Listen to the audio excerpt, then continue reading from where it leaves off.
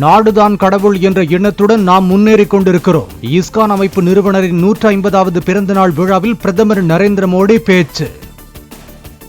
अपने भारत को विकसित बनाने का संकल्प लिया है.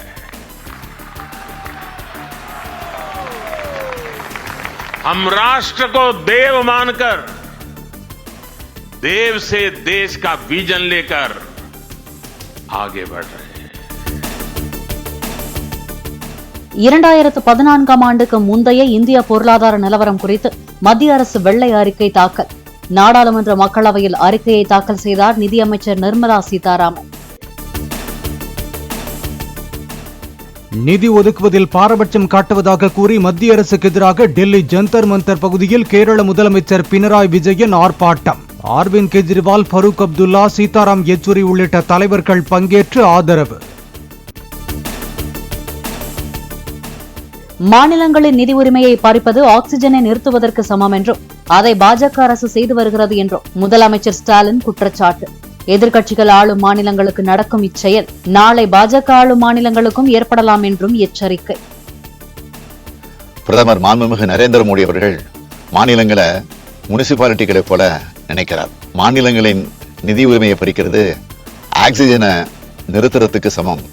அதைத்தான் பாஜக அரசு செஞ்சிட்டு வருது.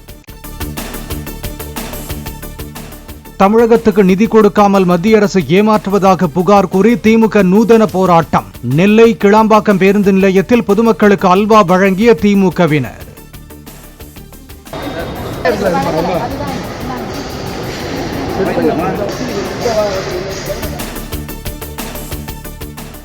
சென்னை, பெருந்துறை, தூத்துக்குடியில் செயல்படும் நிறுவனங்களை ஸ்பெயினுக்கு அழைத்துச் சென்று ஒப்பந்தம் போட்டது ஏன்?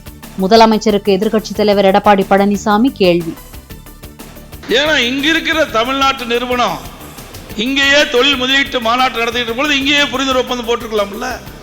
அதை விட்டுட்டு ஸ்பெயின் நாட்டுக்கு சென்று தமிழ்நாட்டில் இருக்கின்ற தொழில் முதலீட்டாளர்களை அழைத்து அங்கே புரிந்துணர்வு ஒப்பந்தம் போடுவதற்கு என்ன காரணம்? இதுதான் பெரும் சந்தேகத்தை ஏற்படுத்துகிறது. 33 மாத திமுக ஆட்சியில் பல்வேறு ஒப்பந்தங்களின் மூலம் 8,65,000 கோடி முதலீடுகள் ஈர்க்கப்பட்டுள்ளதாக தமிழ்நாடு அரசு விளக்கம். ஏறத்தாழ 30 லட்சம் பேருக்கு வேலைவாய்ப்பு கிடைக்கும் சூழ்நிலை உருவாகியுள்ளதாகவும் தகவல். சென்னையில் 13 பிரபல தனியார் பள்ளிகளுக்கு இமெயில் மூலம் வெடிகுண்டு மிரட்டல். சோதனையில் சந்தேகத்திற்கிடமான எந்த பொருட்களும் தென்படவில்லை என போலீசார் தகவல். 13 பள்ளிகளுக்கு விடுக்கப்பட்ட வெடிகுண்டு மிரட்டல் வெறும் புரளிதான் என சென்னை காவல்துறை அறிவிப்பு. பெற்றோர் அச்சப்பட வேண்டாம் என கூடுதல் காவல் ஆணையர் பிரேம் ஆனந்த் சின்ஹா அறிவுறுத்தல். டோட்டல் ஒரு 13 ஸ்கூல்ஸ்ல இதுவரைக்கும் இமெயில் இந்த மாதிரி வந்திருக்கு. அதுல நிறைய ஸ்கூல்ஸ் செக் பண்ணிட்டோம். பிடிடிஎஸ் டீம் வச்சு எந்த விதமான இஷ்யூஸ் இல்லை, அங்கே எதுவுமே இல்லை. இந்த இமெயில் ஒரு புரளி என்னது தெரிய வருகிறது. ஒரு ஹோப்ஸ் மெயில் மாதிரி தெரியுது. தனியார் பள்ளிகளுக்கு வெடிகுண்டு மிரட்டல் விடுத்து இமெயில் அனுப்பிய ஐபி முகவரியை போலீசாரால் இதுவரை கண்டறிய முடியவில்லை என தகவல். ஸ்விஸ் என்-டு-என் என்கிரிப்ட் மின்னஞ்சல் சேவை மூலமாக மிரட்டல் மெயில் வந்துள்ளதாக சந்தேகிக்கப்படுவதால் விசாரணை தீவிரம். கரூர் ராமேஸ்வரப்பட்டியில் பூட்டப்பட்டுள்ள செந்தில் பாலாஜியின் அறையை திறந்து சோதனையிட்டு அமலாக்கத்துறை அதிகாரிகள். தலைமறைவாக உள்ள செந்தில் பாலாஜியின் சகோதரர் அசோக்குமார் குறித்து அவரது பெற்றோரிடம் விசாரித்து அமலாக்கத்துறை அதிகாரிகள். செந்தில் பாலாஜியின் கரூர் வீட்டில் பொருத்தப்பட்டுள்ள சிசிடிவி காட்சிகளை ஆய்வு செய்த அமலாக்கத்துறை அதிகாரிகள் தலைமறைவாக உள்ள அவரது சகோதரர் அசோக்குமார் வீட்டிற்கு வந்து சென்றாரா என்பது குறித்து விசாரித்ததாகவும் தகவல். நாம் தமிழர் கட்சி நிர்வாகிகள் இடும்பாவனம் கார்த்திக், தென்னகம் விஷ்ணு என்ஐஏ அலுவலகத்தில் ஆஜர்.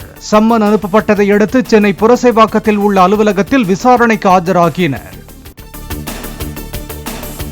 நாம் தமிழர் கட்சி நிர்வாகிகளின் வீட்டில் நடந்த என்ஐஏ சோதனையின் போது பறிமுதல் செய்யப்பட்ட 8 செல்போன்கள் மற்றும் ஆவணங்கள் நீதிமன்றத்தில் ஒப்படைப்பு. அழைப்புகளை ஆய்வு செய்ய செல்போன்கள் ஆய்வகத்திற்கு அனுப்பி வைக்கப்பட்டுள்ளதாக தகவல். மக்களவைத் தேர்தலில் யாருடன் கூட்டணி அமைத்தாலும் டார்ச் லைட் சின்னத்தில் போட்டியிடுவது என கமல்ஹாசன் உறுதி. டார்ச் லைட் ஒதுக்கப்படாவிட்டால் தனிச்சின்னத்தில் போட்டியிடவும் பரிசீலனை. பொள்ளாச்சி, கோவை, நீலகிரி மக்களவை தொகுதிகளுக்கு நாம் தமிழர் கட்சி வேட்பாளர்கள் தேர்வு என தகவல். ஏற்கனவே 4 தொகுதிகளுக்கு வேட்பாளர்கள் அறிவிக்கப்பட்டுள்ள நிலையில் அடுத்த கட்ட நடவடிக்கை. புதுச்சேரியில் தடை செய்யப்பட்ட வேதிப்பொருள் கலந்த பஞ்சு மிட்டாய் பறிமுதல் செய்யப்பட்டதன் எதிரொலி. சென்னையில் பஞ்சு மிட்டாய் தயாரிப்பு மற்றும் விற்பனையகங்களில் சோதனை நடத்த உணவு பாதுகாப்புத்துறை முடிவு. திண்டுக்கல் மாவட்டம் பழனி மலையடிவாரத்தில் நீதிமன்ற உத்தரவின்படி ஆக்கிரமிப்புகளை அகற்றும் அதிகாரிகள். மாற்று ஏற்பாடு செய்து தர வலியுறுத்தி அதிகாரிகளிடம் வியாபாரிகள் வாக்குவாதம்.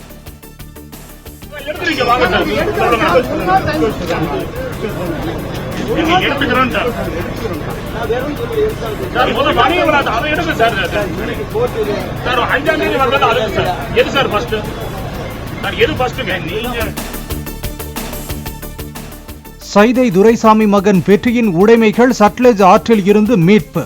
பையில் இருந்த துணிகள் மற்றும் செல்போனை பெற்றோரிடம் ஒப்படைத்த ஹிமாச்சல் போலீசார்.